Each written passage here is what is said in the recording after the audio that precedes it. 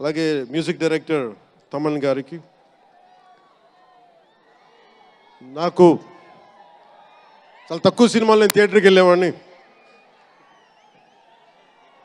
మన శంకర్ గారు తీసిన సినిమా చెన్నైలో, తమిళ్లో జెంటిల్మెన్ సినిమా నేను టికెట్ కొనుక్కొని థియేటర్కి వెళ్ళి, ఆ రోజు నేను ఇంకా యాక్టర్ కూడా అవుతాను, అసలు రాజకీయాలు పక్కన పెట్టి యాక్టర్ అవుతానో లేదో అని ఆలోచనలో ఉన్నప్పుడు ఆయన సినిమాని నేను కూడా టికెట్ కొనుక్కొని బ్లాక్లో ఆయన సినిమాకి వెళ్ళాను, శంకర్ గారి జెంటిల్మెన్ సినిమాకి. అలాగే ప్రేమికుడికి కూడా ఎవరు లేక తోడుకి మా అమ్మమ్మని తీసుకెళ్ళాను ప్రేమికుడి సినిమాకి. ప్రేమికుడి సినిమా అమ్మ என்ன சொல்லுவாங்க పార్టీயோடு పోయిటానే. అంటే అలాంటి అందరినీ, అన్ని వయసుల వాళ్ళని కూడా ఆకట్టుకునే సినిమా, ఎంటర్టైన్మెంట్తో పాటు ఒక సోషల్ మెసేజ్ ఉన్న సినిమాలు ఆయనవి. అలాంటి మంచి సినిమాలు భారతదేశంలో ఈ రోజున చరణ్ గారు కానీ, రాజమౌళి గారు కానీ, జూనియర్ ఎన్టీఆర్ కానీ వీరందరూ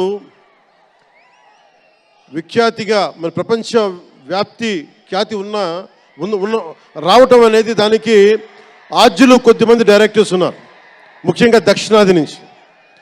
దాంట్లో చాలా కీలకమైన వ్యక్తి శంకర్ గారు.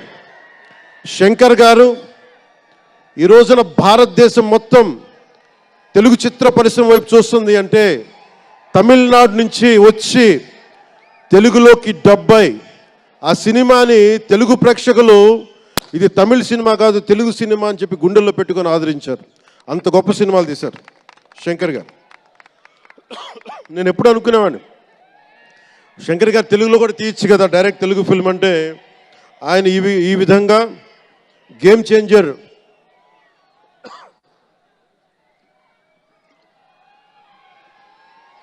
చేంజర్ సినిమాని పూర్తిగా తెలుగులో తీసి మిగతా భాషల్లో డబ్ చేసే క్రమంలో రిలీజ్ చేస్తుంది. మనస్ఫూర్తిగా వారికి నా ధన్యవాదాలు. అలాగే దిల్ రాజు గారు, నేను తొలి ప్రేమ